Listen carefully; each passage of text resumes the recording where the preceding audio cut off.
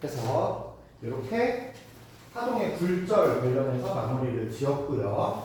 그러니까 이쪽에서 봤던 파동들은 일반적인 형태의 파동이고 여기서 조금 이제 특별하게 전자기파들을 좀 몰아가지고 볼 겁니다. 근데 전자기파는 다른 파동들이랑 조금 성질이 다르거든요. 전자기파. 다른 거랑 가장 특별하게 대비되는 것 중에 하나가 매질이야. 나머지 파동들은 매질이 있어. 지진파는 매질이 뭘까? 땅! 응? 물결파는 매질이 뭐겠어? 물이겠네요. 물결파의 매질은 물이란 말이야. 소리의 매질은요, 일반적으로 공기가 되잖아. 그래서 이 친구들이 에너지를 전달해 주는 건데, 근데 아직까지 전자기파는 매질이 없어요. 밝혀지지 않았어. 그리고 이게 나중에 우리가 물리 파트에서 조금 심화로 나오게 되면서 이런 거 나오거든. 그러니까 전자기파가 어쨌든 파동이잖아. 그러면 어떤 게 있냐? 마이컬슨 몰리라는 사람이 실험을 했어.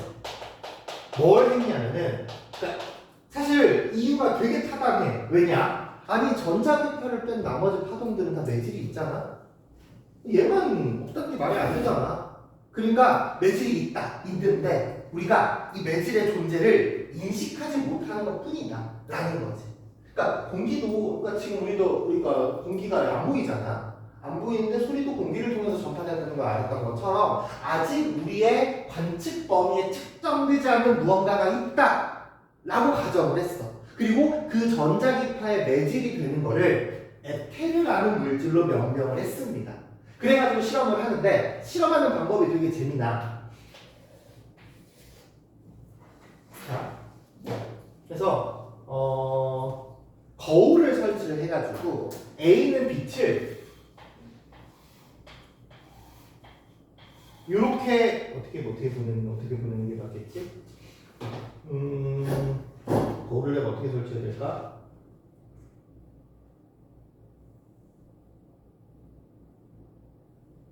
잠깐만.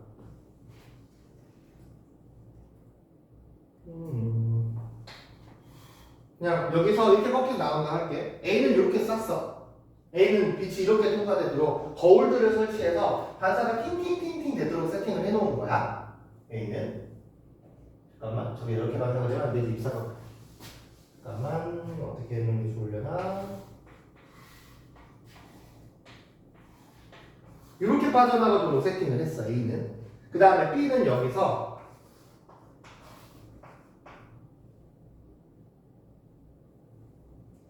이거를 내가 그림을 어떻게 그려줘야 되면 좋겠지? 기다려봐.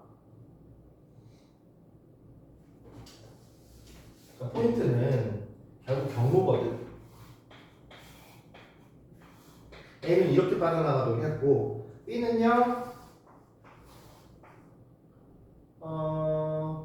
여기 쓰고 요렇게 그럼 지금 빨간색이랑 초록색이랑 보면 경로가 그러니까 지금 이런 느낌인 거야. 그러니까 변을 하나, 두 개 긴 거 하나 써줘. 빨간색이 다시 긴 거 하나, 긴 거 하나 해서 빠져나갔잖아. 여기서 이렇게 빠져나갈게. 그렇잖아. 그러니까 빨간색이 경로가 긴 거 두 개랑 짧은 거 두 개 썼잖아. 초록색깔 경로도 어때?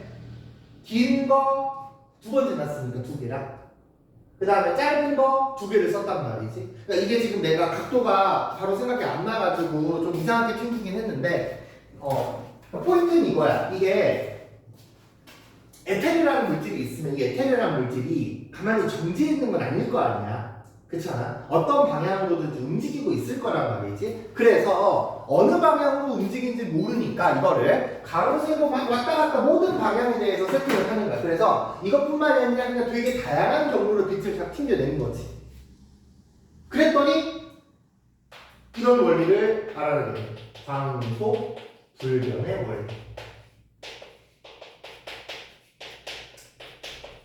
심지어 어떻게까지 실험을 했냐면 요거를 움직이고 있는 곳에서까지 실험을 합니다. 움직이고 있는 곳에서. 그럼 이게 이 빛에 가지고 실험을 할 때는 이 빛이 물질이랑 이제 되게 다르게 되는 거예요. 요거는 물리에서 상대성 원리 쪽으로 들어가긴 하는데 요건 썼다 지울 거야. 자, 일단 이건 거야. 자, 내가 어떤 기차에 타 있어. 기차 안에서 내가 공을 앞으로 10m/s로 던졌습니다. 그럼 기차 안에서 봤을 때 공은 얼마의 속도로 날아가? 10m/s 속도로 날아가겠죠. 그쵸? 근데 이거를 기차 밖에서 보는 거야. 기차가 자연방으로 가고 있는 게 50m/s로 갑니다. 기차가. 그럼 기차 바깥에서 봤을 때 공에 내가 기차 바깥에서 봤을 때 공을 들고만 있어도 공이 얼마로 이동하는 거랑 똑같아. 50m/s로 이동하는 거랑 똑같잖아. 그렇잖아. 근데 이 50m/s로 이동하는 거에서 앞으로 10m를 더 던지니까 여기서 그럼 공이 기차 안쪽에서 봤을 때 앞으로 차근차근 나가니까 바깥쪽에서 봤을 때는 이 공이 얼마로 60m/s로 간다고 느낀단 말이야. 그쵸? 그래서 이 관찰하고 있는 대상이 가만히 정지해 있냐 움직이냐에 따라서 외부에서 관찰할 때 결과가 달라진다. 매질이 있다면. 그러니까 물질이 좀 물질이니까. 얘도 마찬가지야. 자, 이게 만약에 매질이 있다면 내가 이 매질들을 정지시켜 놓지 않고 움직여. 매질을 한쪽 방향으로 흐르게 뭐 바람을 주든가 하겠지. 뭐 바람을 주든가 아니면 우리가 뭐 물을 흘려보내든가 하면은 에테르가 아직 밝혀지진 않았지만 에테르라는 게 있으면은 이 바깥쪽에 움직이고 있는 그런 요인들에 의해서 에테르도 같이 따라서 반응을 할 거 아니야. 그래서 이렇게 물을 흘려보낸다고 생각을 해봐. 그러면 막 팅팅팅 튕겨나가서 여기 공으로 가잖아. 항상 똑같이 도달할 수 있을까? 그러니까 강물이 있다고 생각을 해. 어떨 때는 강물을 따라가고 어떨 때는 강물을 거슬러 올라가 그럴 거 아니야. 그치? 그러니까 이 과정이 자꾸 쌓이면서 경로의 차가 발생을 할 수밖에 없어. 시간차가 발생을 한다면 어떤 매질이 있는 건데 어떤 경로를 쏘더라도 경로차가 발생하지 않더라. 항상 동일하게 도착하더라. 따라서 현재까지 과학기술을 가지고서는 이제 광속 불변의 원리, 빛의 속도는 일정하다인 거고요. 플러스 빛의 매질은 빛, 그러니까 전자기파. 우리가 빛이라고 불리는 게 전자기파의 영역대가 되게 넓거든. 그 중에서 우리가 인식할 수 있는 특정 파장의 전자기파만 딱 뽑아가지고 걔네를 빛이라고 하는 거거든요. 그래서 빛 전자기파의 매질이 없다는, 매질이 존재하지 않는다는 실험 결과로 같이 연결이 되긴 합니다. 괜찮나요? 그러니까 우리 전자기파가 도대체 뭐냐? 전자기파의 생성되는 원리는 우리가 배우기는 했어. 자, 우리가 배웠어. 어떤 걸 배웠냐? 자기장이 있어? 전기 흘러 안 흘러? 안 흘러. 자기장이 있으면 전기가 안 흘러. 자기장이 변하면은 전기가 흘러. 맞나요? 그럼 우리가 배웠던 게 이런 게 있었어. 이거 썼다 지울 거야. 자, 직선 도선 주변에 이렇게 자기장이 있어. 전류가 흐르는 도선 주변에 자기장이 있어. 그럼 전류가 일정하게 흐르면 옆에 있는 자기장은 일정하겠어? 변하겠어? 일정하겠죠. 그렇잖아? 일정한 전류가 흐르면 자기장도 일정하단 말이야. 근데 여기서 이제 질문. 자, 교류전류가 들어. 교류전류의 경우에는 전류가 어떻게 되는 거냐면 전류가 요렇게 흐르는 거야. 그러면 교류전류가 들어오면은 전류가 일정의 변해. 전류가 변해. 그치? 변하는 전류가 들어와, 교류전류는. 그럼 이 교류전류에 의해서 전류가 흐르면 도선 주변에 자기장이 발생을 하잖아. 그로 인해서 발생하는 자기장도 어떻습니까? 하는 자기장도 변하는 자기장이 나온다. 그쵸? 그럼 이 변하는 자기장이 또 뭘 만들어? 유도전류를 너네 유도전류는 안 배웠지? 생각해보니까 이거는 이제 나중에 2학기가 3학년 때 범위 나오긴 하겠다. 자기장이 변하면은 주변으로 전류가 생기는 걸 유도전류라고 하거든. 그래서 알아둬야 되는 건 우리가 그동안에 봤던 자기장이 일정하게 나오면, 그러니까 전류가 일정하게 흐르면 자기장이 일정했잖아. 자기장이 변하면 전류가 만들어지는 유도전류라는 과정이 중학교 3학년 2학기 파트에 나오는 내용이 있기는 해.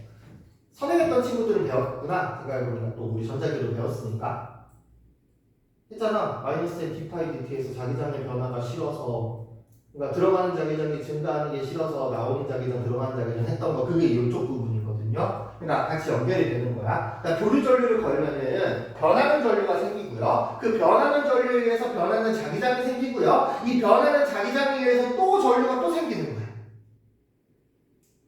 그럼 이 유도 전류도 변하는 전류가 생길 거 아니야. 이거에서 또 뭐가 생겨? 또 자기장이 또 생긴다. 그러니까 자꾸 되돌림표로 반복이 되는 거거든. 그래가지고 어떤 현상이 벌어지게 되냐. 교류 전류가 이렇게 흐르고 있으면은 여기에 진행 방향의 오른쪽 방향으로 해서 요렇게 해서 자기장이 생겨. 이 그림이 좀 이상한데 어떤 느낌이냐. 교류 전류가 요렇게 흐르고 있잖아. 그럼 자기장은 요렇게 흐르고 옆으로. 그래서 전기장의 변화와 자기장의 변화가 합해진 게 전자기파라고 합니다. 이런 전자기파의 형태로 에너지가 전달되는 것을 우리는 전도라고 아니면 복사라고 이제 부르기로 하는 거고요. 이 전자기파에 대해서 계속해서 들여다볼 겁니다. 이거 필기 좀 해줍시다. 필기하고 바로 들어갈 거야. 카메라 세팅만 하고 녹화를 눌렀구나. 이건 오래 걸릴 거 아니니까 안 끊고 바로 할게. 빨리 적어주세요.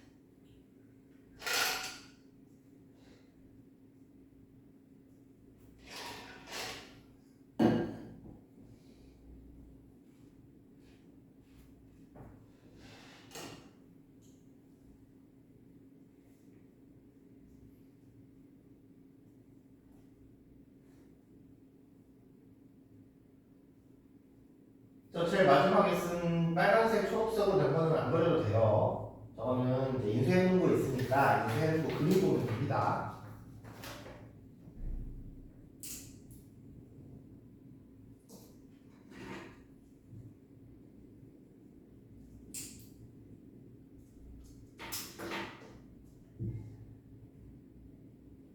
그래서 전자기파가 조금 특이합니다.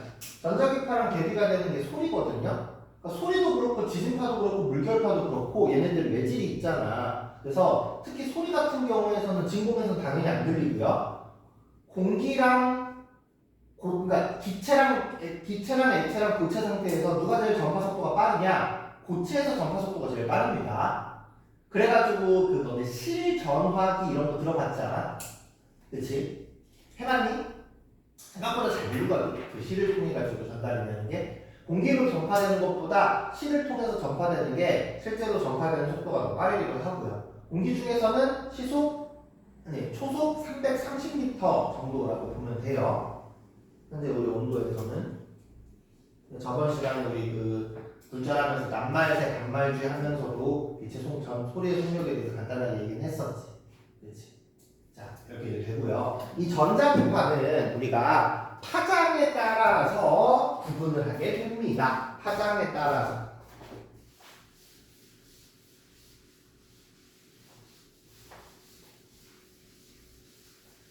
근데 이 전자기파를 다루는 데 있어서 등장하는 식이 두 가지가 있거든요. 첫 번째가 V는 F란다라는 식입니다. 이 식은 우리가 계속 봤던 식이죠. 전자기파의 전파 속도는 진동수 곱하기 파장이고요. 얘는 그래서 모든 파동에서 적용이 되는 식이야. 이 친구는 모든 파동에서 적용이 되는 식이고, 전자기파에 관해서 하나 더 있는 식이 어떤 게 있냐면은 이는 H, F라는 식이 있습니다. 요거가 오늘 뒤쪽에 같이 전자기파 이거는 모든 파동의 전파가 되는 게 아니라 오로지 전자기파에 대해서만 적용이 돼. 우리 중학교 1학년 때 파동 배웠잖아. 그쵸? 자, 그러니까 이게 왜 전자기파에 되냐? 첫 번째 식부터. 첫 번째 식이 속도는요, 진동수 곱하기 파장이에요. 두 번째가 얘가 이제 에너지거든요. 전자기파 에너지 H는 상수입니다. 상수여서 의미가 없어. 그래서 결국에 에너지랑 F가 진동수야. 에너지와 진동수가 서로 비례한다 라는 내용인 거거든요. 그래서 우리 이거 저번 시간에 그 굴절하면서도 V는 F랑다 이쪽 가지고 했구나. E는 HF 요거 가지고 나온 건데 요게 나머지 파동이랑은 조금 다르다. 요게 다른 파동이랑 좀 대비해서 해보자. 일반적인 형태에서 소리라든지 물결파라든지 얘네들의 소리나 물결파의 에너지는 뭘로 대비가 됩니까? 에너지를 나타내는 게 뭘까? 큰 소리와 작은 소리의 차이점이 뭐야? 뭐가 달라? 크기? 진폭이었어. 그렇잖아. 소리의 3요소가 크기, 아니 진폭, 진동수, 맵시 세 가지 있었지. 그래서 우리가 큰 소리를 찾으세요라고 하면은 진폭이 큰 거를 찾아. 그래서 일반적인 나머지 형태들은요, 진폭이 크면은 에너지가 많은 전자기파다 이렇게 미안. 진폭이 크면은 에너지가 큰 파동이다 이렇게 이제 얘기를 하거든. 근데 전자기파만 이걸로 들어갑니다. 전자기파는 진폭과 에너지의 관계가 없어.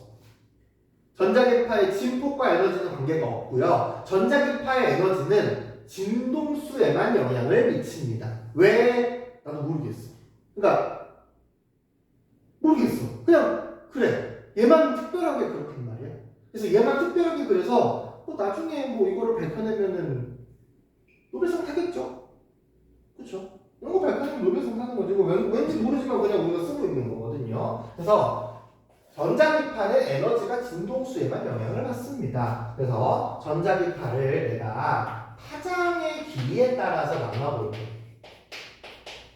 파장의 길이에 따라서 왼쪽이 파장이 짧은 전자기파고요. 오른쪽으로 갈수록 파장이 점점점 길어지는 전자기파거든. 가장 파장이 짧은 전자기파 쪽에 있는 게 어떤 거냐? 여기에 있는 게 이제 우리가 소위 방사선이라고 불리는 애들이 있지. 방사선. 감마선이라고 하는 뭐 방사능 물질들 이런 애들이 이쪽에 속합니다. 파장의 길이가 굉장히 극도로 짧은 쪽에 속합니다. 그래서 이쪽에 속하는 게 감마선.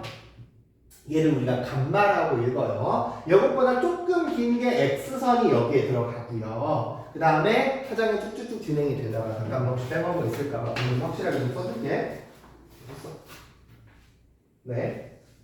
감마선 X선이 이쪽에 파장이 되게 짧은 영역대에 속하고 그 다음에 여기서부터 이제 우리가 아는 시리즈들이 들어와. 자, 요 가운데 있는 영역대를 가시광선이라고 부릅니다. 무슨 뜻이야? 가시, 볼 수 있는 광선. 그래서 우리의 눈이 인식할 수 있는 형태의 전자기파 파장 영역대를 가시광선이라고 합니다. 가시광선 양 사이드에 붙어 있는 게 자외선과 적외선이에요. 그렇게 되고요. 이 적외선보다 조금 긴 영역대에 있는 게 여기에 마이크로파가 있고요. 이것보다 훨씬 더 긴 영역대에 있는 게 전파가 있습니다. 그러니까 이 파장 영역대가 뭐 일부 겹치기는 하는데 대략적으로 이런 느낌이라고 보면 돼. 그래서 왼쪽이 파장이 짧아. 파장이 짧고요. 파장이 짧다. 오른쪽으로 갈수록 파장이 길어지게 돼요. 여기까지 괜찮아요? 자, 그럼 우리가 이 전자기파의 영역대를 쭉 봤을 때 전자기파의 경우에는 V는 F람다라는 식에서 전자기파는 V는 F람다라는 식에서 모든 전자기파의 전파하는 속도가 빛의 속도 C로 고정이에요. 빛의 속도 C로 일정합니다.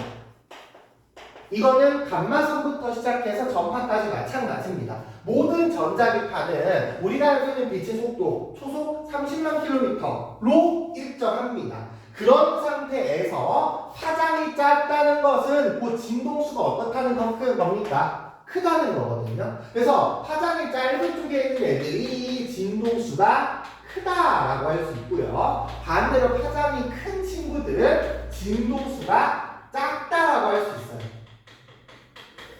맞나요? 근데 이제 진동수가 누구랑 영향이야? E는 F랑 비례해. E는 HF 때문에. 그러니까 진동수가 크면은 에너지가 커. 이쪽에 있는 애들이 에너지가 큽니다. 이쪽에 있는 애들은 그럼 에너지가 상대적으로 어떻게 됐어? 작다고 할 수 있겠죠. 그쵸? 그래서 우리가 가시광선 영역대가 있잖아. 가시광선 영역대가 있는데 가시광선 양쪽 사이드에 자외선과 적외선이 달려있지. 그리고 가시광선 영역대 색깔이 무슨 색이 있어? 빨주노초 파남보 무지개. 가 가시광선 영역대거든요. 그 빨주노초 파남보도 빛의 파장에 따라서 굴절하는 굴절률이 다르기 때문에 분산이 돼서 되는 건데 적외선 있는 쪽이 빨강이고요. 빨주노초 파남보 해가지고 보라색 바깥쪽이니까 자외선, 빨간색 바깥쪽이니까 적외선인 거거든요. 요거를 그럼 우리가 활용을 할 때 어떻게 활용을 하냐? 지금은 뭐 체온 안 되지만 코로나 한참 많이 돌 때 어떻게 했어? 체온 잴 때 적외선 체온계를 썼죠? 그쵸? 현재 우리는 적외선이 뿜어져 나오고 있습니다. 왜? 그러니까 이거 이 생각을 해야 돼. 자, 에너지가 많으면은 이런 애들이 나와. 감마선, X선, 자외선, 가시광선 이런 애들이 나오고 에너지가 작으면 적외선, 마이크로파, 전파 이런 애들이 나오는 거야. 그래서 우리 그 중학교 때 이런 거 했잖아. 현재 자 지금 뭐 분필 이거 움직여 멈춰 있어. 움직여요. 움직인다니까? 어떻게 움직여? 분필 어떻게 움직여? 이렇게 하고 있다니까? 온도가 높아지면 어떻게 돼? 더 빨리 움직이겠지? 그럴 거 아니야. 제자리에서 물질들이 진동을 하고 있잖아. 그렇잖아. 입자들이 운동에 대해서 배웠단 말이야. 온도가 높아지게 되면 입자들이 운동하는 게 더 빨라지겠죠. 그렇잖아. 그래서 온도를 가진 모든 물질은 현재 자신의 온도에 맞는 형태의 전자기파를 내뿜고 있어. 우리도 지금 내뿜고 있어. 보여 안 보여? 안 보이죠. 근데 그 왜 그런 거 있잖아. 그 코로나 한창 유행일 때 그냥 와가지고 띡 하는 거 말고 그냥 사람 쓱 지나가면 알아서 체온 측정되는 거 있지 않아? 그런 카메라는 적외선을 감지하는 거지. 그래서 우리 몸에서 나오는 적외선이랑 얘네가 가지고 있는 데이터랑 비교하는 거야. 36도짜리랑 비슷하네? 체온이 36도야. 37도짜리 적외선 파장이랑 비슷하네? 37도인 거거든. 그런 식으로 해서 이제 감지하는 센서들이 이제 다 제각각 들어가 있는 거거든요. 그러니까 우리의 눈은 다시 한번 가시광선이지만 다른 걸 가지고 감시할 수 있다. 그래서 여기 그 군인들의 경우에는 적외선 센서가 딱 카메라에 달려 있으면 너네 에일리언이 뭔지는 알아? 처음 들어봐? 에일리언이라는 단어를. 그치? 그 영화잖아. 그 영화에 나오는 외계 생명체가 에일리언인데 나도 근데 다 보진 않았거든. 왜냐면은 왜 내가 내가 어렸을 때도 되게 옛날 올드한 영화였어. 지금 보면 막 되게 웃기긴 하는 거. 근데 에일리언이 그 적외선을 볼 수 있어. 그러면 여기 불이 다 꺼진 상태에서 내가 이렇게 여기 숨어 있어. 보여 안 보여? 보여. 우리가 몸에 내뿜는 적외선 때문에 막 반짝반짝 빛나는 거라고 생각을 하는데. 그래서 현재 사람의 온도는 적외선 정도의 파장을 내뿜습니다. 그리고 우리가 눈에 볼 수 있는 가시광선을 내뿜으려면 이것보다 온도가 어때야 돼? 더 뜨거워야 되는 거 아니야? 그래서 모닥불 피우고 이러면 뜨겁잖아. 가시광선입니다. 그리고 이 가시광선 중에서도 빨주노초 파남보로 갈수록 파장이 점점 짧아지잖아. 에너지가 점점 어떻게 돼? 세지겠죠. 그래서 이게 적용이 되는 게 너네 그거 야간 모드 하면은 화면이 어떻게 돼? 어두워지는 것도 어두워지는데 눈이 띄해지지 않아? 블루라이트 차단 필터 이런 거 써본 적 있니? 있어? 그러니까 이게 좀 요새는 한물 가가지고 하는 건데, 근데 우리 왜 라면이 갑자기 왜요? 안경 같은 데도 보면은 청색광 차단 안경 막 이런 거 있거든. 블루라이트 차단하는 거. 왜냐면은 이제 블루라이트라고 하는 게 파란색 계열의 빛이야. 근데 파란색 계열의 빛이랑 빨간색 계열의 빛이랑 파란색이 파장이 더 작잖아. 그러니까 똑같이 우리 눈에 데미지를, 눈에 이제 에너지를 전달하는 게 파란색의 에너지가 더 세니까 파란색이 더 데미지를 많이 준다. 마찬가지. 우리 레이저 포인터 같은 거 색깔이 무슨 색이야? 빨간색이지. 빨간색이 제일 약하거든. 레이저 포인트, 초록색 레이저 포인트 본 적 있죠? 간혹 가다가 있지. 그럼 초록색 레이저 포인트가 빨간색 레이저 포인트보다 에너지를 1.5배 줬어. 파란 색깔 레이저 포인트 본 적 있어? 없지 않아? 너가 없어. 파란색으로 레이저 포인트 쓰잖아? 그럼 빨간색보다 에너지를 2배 더 써.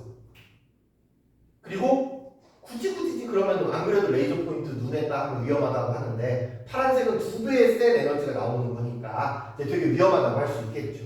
보라색보다 더 짧은 게 자외선이야. 자외선은 좋은 건가요? 안 좋은 건가요? 안 좋은 거잖아. 너네 선크림 왜 발라? 살 타니까 바를 거 아니야. 그치? 근데 이게 자외선이 단순히 그냥 지금 우리 살이 타는 거 막 이러는데 막 인터넷 같은 데 보면은 이제 보통 혹시 주변에 군인이신 분 있니? 직업 군인이신 분 있어. 그치? 이제 군대에 가면은 부사관이라고 해서 원래 우리가 그냥 입대하면은 병사로 입대를 하잖아. 근데 그게 아니라 그것도 있고요. 그 다음에 장교로 입대하는 거는 조금 엘리트 코스로 입대를 하는 거고, 이제 왜 아무래도 군인들 중에서도 중간 관리자층이 있어야 되는잖아. 중간 관리자층 약간 뭐 따지고 보면은 맥도날드 매니저 같은 느낌이라고 생각하면 돼. 딱 중간 관리자층에 해당하는 사람들이 부사관들인데, 그분들이 보면은 좀 많이 사갔어. 조금 많이. 왜냐면은 이제 그치 이제 선생님도 군대를 나왔으니까. 왜냐면은 거기서 보통 하사관이라고 해서 부사관 계열 중에 제일 낮은 나이로 입대를 하면은 한 22살, 3살 정도 되고, 그 다음에 거기서 이제 한 4년에서 5년 정도 근무하면 계급을 진급을 해서 중사가 되는 게 한 27살 막 이렇게 될 거고, 그 다음에 거기서 한 또 한 5년, 그래서 보통 한 15년 정도 근무하시면은 10년, 15년 정도 근무하면 상사 이렇게 되거든. 근데 10년, 15년 하면 되게 많이 근무한 것 같지만 애초에 군인이라는 직업군이 시작하는 게 빠르다 보니까 15년 근무해도 30대 중반이거든. 40대 막 초반 이러는데 보면 할아버지야. 생각했던 것보다 조금 더 이게 연배가 많아. 근데 왜 그러냐? 햇빛을 많이 보거든. 어쨌든 밖에서 계속 행동을 해야 되는 건 군인이 안에 앉아있는 사무직은 아니잖아. 그래서 햇빛 때문일 거라는 추정이 좀 많고, 이제 좀 징그럽긴 하는데, 그거 있어. 인터넷에 화물차 기사가 있거든? 근데 화물차 기사 같은 경우에는 이렇게 내가 운전을 할 거 아니야. 햇빛을 어디만 받아? 이쪽만 받을 거 아니야? 그래서 여기랑 얼굴이 달라. 볼까? 그러니까 너네가 선크림 열심히 바르는 것도 뭐야? 안 타려고 바르는 거야? 피부가 안 좋아지니까 바르는 거 아니야? 있을 텐데. 이건가 보다. 이렇게 돼. 그러니까 이쪽만 보면 그냥 적당한 할아버지잖아. 이쪽만 보면 완전 할아버지잖아. 그러니까 이게 자외선에 자꾸 노출이 되면은 사람 같은 경우에는 노화가 되고요. 너무 오래 노출되잖아? 암 걸려. 근데 암이 뭔지 알아? 너네? 그러니까 암이 안 좋은 건 알고 있잖아. 도대체 어떠한 게 암인가? 지금 선생님은 다 성장을 끝냈지? 그치? 지금 이렇게 성장이 끝냈으면은 그냥 모든 세포들이 마찬가지야. 어떤 세포들이 점점점 성장을 하면은 성장이 끝나면은 거기서 멈춰야 되는 거잖아. 암세포는 안 멈춰. 그러니까 내가 여기 보통 이제 암세포들이 종양 이런 식으로 자라는 건데 예를 들면 선생님 귀 끝에 암세포가 생겼다. 그러면 귀가 이 모양에서 끝나야 되지 완성이 되고 얘는 계속해서 세포 분열을 해. 성장을 해. 그럼 여기가 어떻게 돼? 점점 커지는 거야. 그래서 그 어느 정도 자라고 나서 모든 거 적당한 게 중요하잖아. 모든 게 적당한 게 중요해서 어느 정도 자라고 나서 스탑을 시켜야 되는데 그 스탑하는 게 망가진 게 암세포야. 그리고 이제 암이 위험한 게 외부에 이렇게 외부적으로 있으면 그것만 제거를 하면 되는데 이제 그게 있거든. 특히 여성들 같은 경우에는 이제 제일 많이 걸리는 암이 유방암이잖아. 그래서 이제 초창기에 그러니까 유방암의 경우에는 근데 그건 있어. 그 안쪽에 생각해. 간암 이런 데는 간 잘라야 되잖아. 한 100년 전에 간 자르면 어떻게 해야 돼? 간만 자르지 않아. 죽어. 배를 열어야 되니까. 위에 암이 있어. 그럼 죽어. 그러니까 안쪽에 있는 내부 장기에 암이 발생을 하면 죽거든. 발견하는 것도 어렵고 막 뭐 CT가 있거나 그런 게 아니잖아. 근데 이제 유방암의 경우에는 외부에 노출이 돼 있으니까 외부에 있는 암은 그것만 딱 절개하면 돼서 쉬울 거라고 생각을 했거든. 근데 그래서 이제 암이 발생한 부분을 절개를 했어. 근데 절개를 해도 다른 데서 암이 재발을 해. 그러니까 암이 위험한 이유가 뭐냐면은 이 암세포가 안쪽에 있는 여러 가지 그 혈관들을 타고 다른 곳으로 이동을 하면은 치명적이야. 그러면 잡을 수가 없어. 약간 집에 바퀴벌레가 지나갔는데 못 잡았어. 싱크대 밑으로 들어갔어. 그럼 뭐야? 이제 우리 집은 상당히 큰일 날 상황이 되는 거잖아. 걔를 잡았어야 되는데 못 잡으면 걔가 어딘가에 가가지고 알을 까서 또 번식을 할 거란 말이야. 그래서 혈관 속을 타고 다니는 게 중요한데 이제 그 우리 왜 이쪽 부분에 림프절이라는 데가 있어서 림프절 마사지하면 피로 회복된다고 하잖아. 그러니까 이게 최초의 유방암의 재발이 막은 사례가 여기만 잘라내는 게 아니라 여기서 여기까지 잘라내면은 살았대. 재발이 안 됐대. 살았다는 미안 정정. 재발은 안 했어. 살았는지는 모르겠어. 살았는지는 모르겠어. 의학적으로 발달한 지가 얼마 막 되진 않아가지고 어쨌든 그래서 이제 암세포들이 있는데 또 재밌는 것 중에 하나가 사람은 암이 되게 위험하잖아. 고래는 암에 안 걸린다는 연구 결과가 있어. 왜냐면 고래는 세포가 크니까 세포들의 수명이 더 길거든. 그래서 이게 찐인지 아닌지는 그러니까 내가 이제 들은 거는 그런데 그 뒤에 어떤 새로운 연구가 밝혀졌는지 모르겠어. 고래는 그러니까 보통 우리가 암이 생기면은 그 우리 몸에 있는 영양소를 암세포가 다 빨아가가지고 그래서 몸의 밸런스가 깨져서 이제 사망하게 되는 거거든. 근데 고래는 덩치가 크잖아. 여기에 암세포가 생겼어. 암세포가 점점 자랄 거 아니야? 근데 워낙 덩치가 크니까 암세포가 조금 커더라도 암세포가 고래를 죽이기까지 시간이 되게 많이 걸리겠지? 그래서 암세포가 점점 자라다가 암세포가 암이 걸려. 저 암세포가 죽는데. 그래가지고 고래는 암으로 사망하는 경우가 없어. 대신에 그 생명 패턴이 짧은 애들이 있잖아. 짧은 주기, 그러니까 생명 패턴이 짧다는, 그러니까 그 수명이 짧다는 거는 세포들의 내구성이 약하다는 뜻이거든요. 그래서 빠르게 세포 분열을 하다가 어쨌든 처음에 그 설계된 수명이 있지. 그 설계된 수명까지 세포 분열을 계속하고 세포들을 만들어내다가 다 썼네? 그럼 끝! 죽음 이렇게 되는 거거든. 그래서 각각의 동물들마다 기대 수명이 있단 말이지. 수명이 긴 친구들은 그렇게 암세포가 암에 걸려서 죽어서 암에 안 걸려. 암에 걸려서 죽는 사례가 거의 없고 대신 수명이 극도로 짧은 애들이 있지.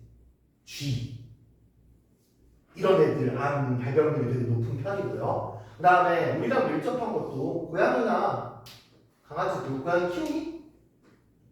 강아지 키우니? 고양이나 강아지도 근데 안 걸려서 없다는 거 많이 보지 않아? 모르니? 고양이 같은 경우에는 항암 치료하는 고양이 비율이 꽤 있거든. 나이가 많은 고양이한테서 항암 치료, 림프계 관련해서 림프 계열로 암이 발생을 해가지고 항암 치료하는 경우가 많이 있는데 수명이 짧은 애들한테는 이런 게 좀 잘 나온다라는 겁니다. 어쨌든 그런 그 자외선이 이제 피부암을 만들 수 있게 돼. 왜냐면 피부에 자꾸 데미지를 가하게 되면 피부암을 유발할 수 있게 될 거고요. 그 다음에 조금 더 자외선 우리 어디에 있습니까? 살균 소독할 때 자외선으로 소독하지 않아? 그렇잖아. 자외선 소독할 때 컵 소독기 쓰잖아. 그런 식으로 자외선을 쪼여주면은 세균이 터집니다. 왜? 에너지가 세니까. 근데 이것보다 더 짧은 게 누구야? X선이야. 그래서 우리 엑스레이 찍으러 갈 때 어때? 앞에 좀 무서운 마크 붙어 있지 않아? 그치? 근데 이게 자 나오게 되는 것 중에 하나가 같이 전자기파의 또 특징 중에 하나가 이게 있어. 전자기파에 파장이 약간 짧아지잖아? 그러면 동시에 뚫고 지나가는 투과성이 증가하는 효과가 있어. 반대로 파장이 길어지면은 투과는 못하는데 장애물이 나오면 장애물을 돌아가려는 성질, 이걸 우리는 회절성이라고 하거든요. 회절성이 증가하는 효과가 있습니다. 그래서 X선의 경우에는 파장이 짧잖아. 그러니까 투과하는 거야. 어디를 투과해? 우리의 살을 투과해. 대신에 뼈는 살보다 밀도가 크지. 뼈는 통과해 못해. 못합니다. 그렇게 딱 한 게 X선이야. 그러니까 X선도 많이 노출되면은 어떻겠어? 그렇게 좋은 영향을 끼치진 않겠죠. 그렇죠? 이렇게 짧은 파장인 애들이 위험한 게 세포에 있는 DNA에 직접적으로 영향을 주거든. 그래서 그렇게 되고 감마선이 이제 우리가 알고 있는 약간 찐 방사선들이라고 보면 되는데 그래서 귤이나 아니면은 이제 우리는 그 저기 어디냐 그 전에 하면서 내가 방사능 얘기도 몇 번 하지 않았니? 작년에? 이쪽 반에서 안 했었나? 금요일날 수업하면서 좀 시험 보고 나서 여유 있으면 방사능 얘기도 아마 파동하면서 하고도 그랬을 것 같긴 하는데 지금 방사능이라는 게 위험하다고 밝혀지게 된 지가 몇 년 안 됐거든?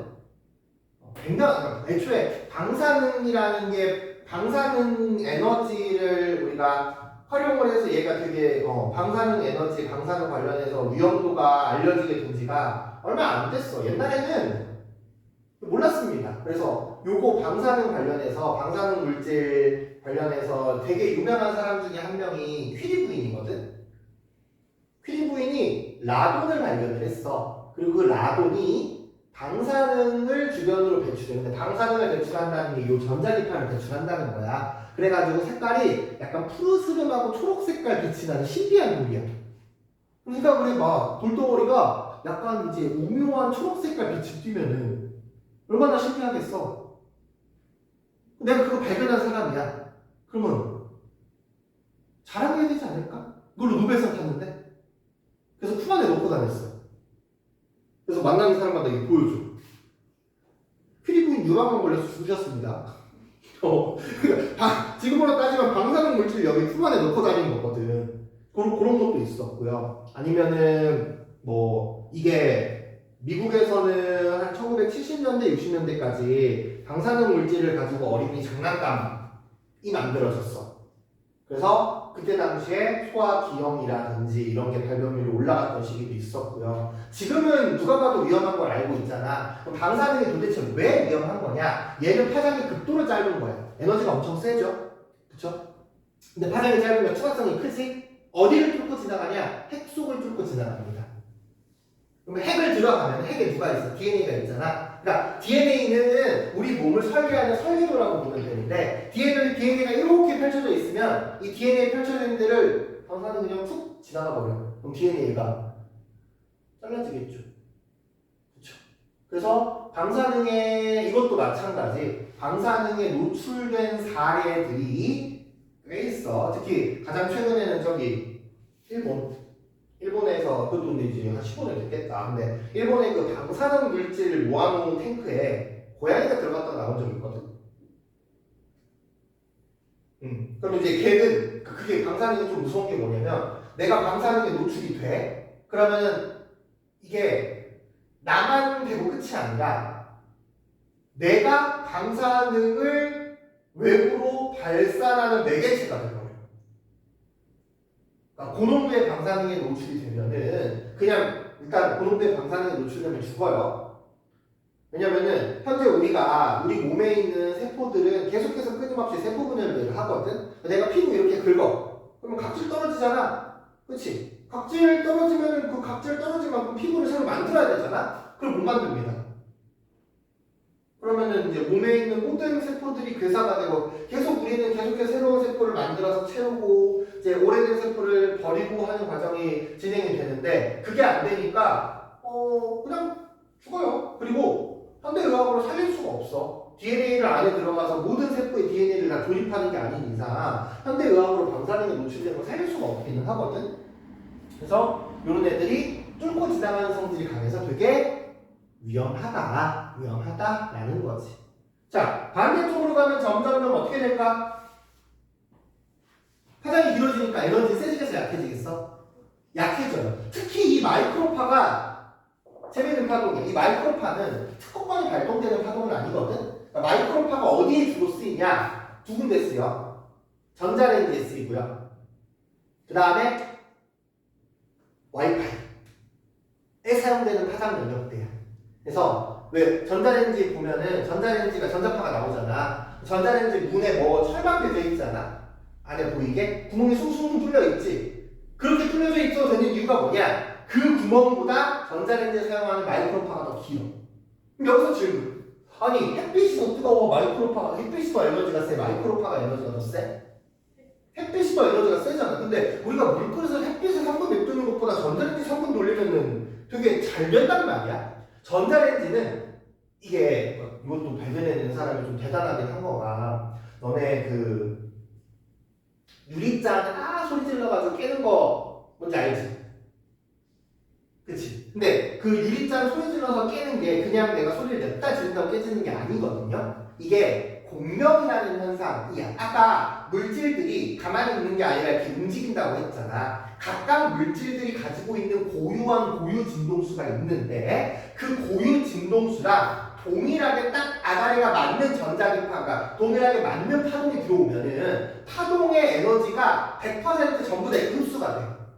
그러니까 약간 어떤 느낌이냐면 우리가 왜 친구랑 이불을 탄다고 생각을 해볼게. 그럼 이불을 탄다고 할 때 잡아 이불 잡았지? 그럼 둘이 맞출 때 하나 둘 셋 하고 팡 하면 이 번지가 털어질 거 아니야? 근데 그냥 이렇게 털어 제각각 서로 패턴이 안 맞으면 털려 안 털려? 잘 안 털리잖아. 똑같은 힘을 주더라도 그런 상황이거든. 그래서 물질이 가지고 있는 고유한 진동수랑 외부에서 주는 진동수가 맞아 떨어지면 이불을 한 번에 팡 터는 것처럼 이제 에너지가 모두 다 넘어갑니다. 이런 걸 우리가 공명이라고 불러요. 그러니까 이 공명도 당연히 우리가 원리를 모르죠. 그러니까 공명이 위험하게 되는 게 뭐 유리장 깨고 그런 느낌이 아니라 다리 우리 설계하는 다리 있잖아. 그래서 타코마 다리라고 해서 그 다리에 군인들이 지나갈 때가 있었어. 근데 군인들이 지나갈 때 딱 발 맞춰서 걷잖아. 군인들이 지나가는 발 진동수랑 다리의 고유 진동수랑 맞아가지고 다리가 무너진 사례가 있습니다. 이게 공명과는 되게 유명한 거고요. 그 다음에 다리 같은 경우에도 되게 막 부산도 저기 어디지? 영도대교 막 이런 데 다리 엄청 크잖아. 근데 그런 다리를 자동차만 지나가는 게 아니라 제일 무서운 게 바람 불 때거든. 그러니까 바람의 경우에가 한 번 불 때 약간 일정한 세기로 이렇게 잔잔하게 불어올 때 있잖아. 그 바람의 고유 진동수랑 다리의 고유 진동수가 맞아 떨어지잖아. 그러면 다리가 희한하게 됩니다. 어떻게 되냐?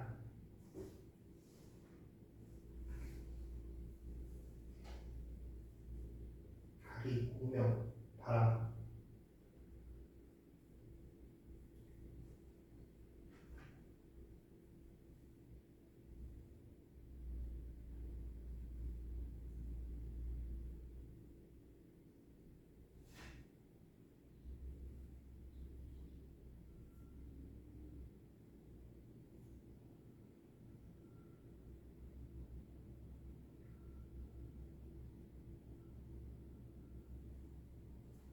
이거는 그래서 군인들은 다른 다리였나 보다. 보여? 좀 멀리 사는데? 출렁거리는 거 보여? 이거 합성이 아니야. 바람 때문에 이렇게 된다고. 필드 다리가. 그래가지고 무너졌다. 무너졌나? 무너졌겠지. 무너지니까 유명했겠지. 그래서 지금은 이런 거 설계할 때 중간중간 그 바람의 진동수를 쪼개는 것도 있고 구역별로 고유한 진동수를 다르게 하는 것도 있고요. 그럼 이 얘기를 왜 하냐? 마이크로파가 물을 타겟팅을 합니다. 그래서 물이 가지고 있는 고유한 진동수를 끌어올리는 거예요. 그냥 전체적으로 에너지를 따끈하게 주는 게 아니야. 그래서 아마 이거 경험이라고 해야 되나? 전자레인지에 비닐봉투만 우리 그 주방에서 쓰는 그 비닐 있잖아. 그거 돌리면 비닐은 별로 안 뜨겁거든. 그치? 근데 물기가 있는 애들이 뜨거워지는 거거든. 그래서 마이크로파는 이제 물을 조져서 물의 공명을 가지고서 에너지를 온도를 올리는 것이라고 보면 됩니다. 마지막에 이제 전파 영역대요. 이쪽으로 가게 되면 우리가 핸드폰에 사용되는 거, 라디오에 사용되는 것들이 다 이쪽 영역대인데, 자, 회절성이라고 했어. 이 회절성이 좋으면은 어떤 장점이 있냐? 그러니까 내가 이렇게 입을 가리고 말해. 그럼 소리가 원래 이렇게 나갈 거 아니야? 그럼 너네 내 얼굴 안 보이지 그러면은? 얼굴은 가리는데 소리는 들리잖아? 이게 직진성이 있는 친구들은 장애물이 있으면 막히는데 회절성이 있는 친구들은 장애물이 있으면 장애물 뒤를 돌아 전파가 된단 말이야? 핸드폰 통신은 구석까지 전파되는 게 좋은 거 아닙니까? 그렇죠? 그래서 얘네들이 이제 전자기파 통신할 때 사용이 많이 됩니다. 통신할 때 사용이 되고요. 너네 라디오 듣니? 차에 탈 때 혹시 아버지가 라디오 틀어? 한 번도 안 틀죠. 사실 안 틀고 우리 아빠도 안 틀긴 하는데. 근데 뭐 라디오 하면은 막 FM 몇 헤르츠 이런 거 있지 않아? 몇 헤르츠야? 대충 뭐 기억나는 숫자 있어?